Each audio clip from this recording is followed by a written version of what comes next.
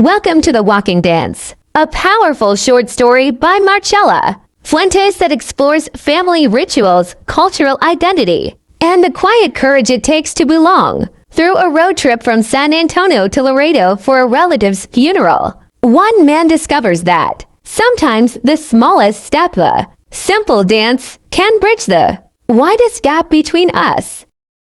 Gavin and Aurora drove from Michigan to San Antonio to attend the funeral of Aurora's aunt, Melchora.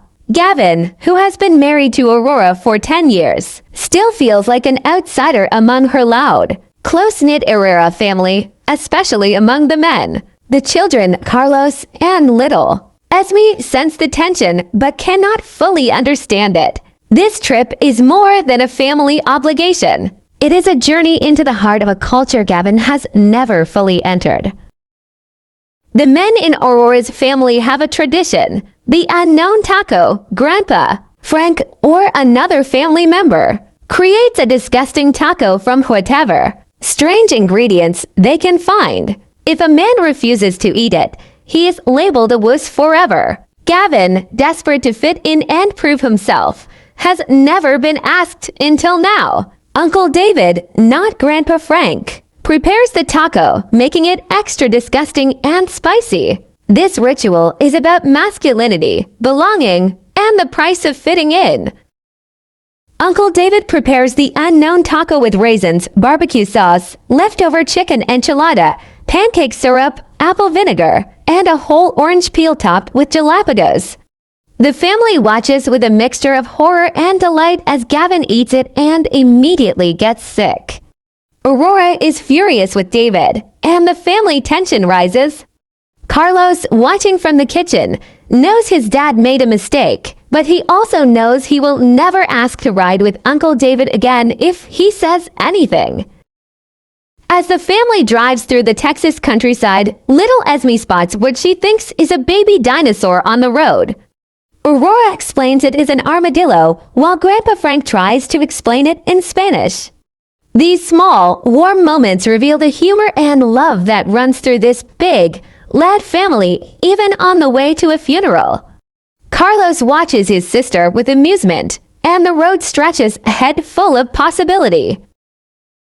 On the highway, Carlos hangs out of Uncle David's truck window while his cousin Ricky cheers him on.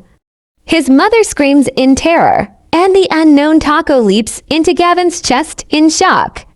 This chaotic, loving moment captures the energy of the Aurora family, where danger and laughter are always just one heartbeat apart. Carlos feels alive, connected to the men he admires, even as his family panics around him. Arriving in Laredo, Carlos notices the military-style checkpoint, border patrol helicopters, and trucks piled high with goods from Mexico. The border setting creates a powerful sense of place, where two cultures meet, where people travel for work and family, and where the Aurora family's roots run deep on both sides of the line. Gavin watches the border activity with a sense of unease, knowing he does not belong to this world in the way the others do. At the funeral home, Carlos hears eerie stories about Aunt B, his great-aunt by marriage, described as witch-like and unsettling. His mother is furious with her, and the family tiptoes around her. Carlos, half scared and half fascinated, watches the woman from a distance, feeling the weight of family legends and fears. The stories about T.B. become part of the larger atmosphere of the trip, a place where the ordinary and the strange exist side by side. At the chapel service, the Aurora family performs a traditional cumbia, a slow, circular dance around the casket. People are crying and laughing at the same time. The music, the movement, the grief, and the celebration blend into something uniquely beautiful. Gavin watches from the pew, unable to join, yet longing to. He sees Aurora dancing, sees David moving naturally with the family, and feels the distance between them widen. In the story's powerful ending, Gavin realizes he does not need to be a flashy dancer to belong. He can do the walking dance as simple, slow movement while holding his crying son, Carlos.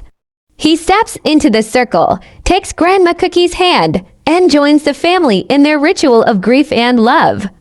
That's right. Cookie pressed her fist to her eyes hard. That's right. Let's go. The walking dance becomes his bridge into the Aurora family, not through force, but through quiet courage. The walking dance reminds us that family is not always easy to understand. It is loud, confusing, and sometimes uncomfortable. But it is also where we learn to be brave in small ways, through a shared meal, a ridiculous ritual, or a simple dance with someone you love.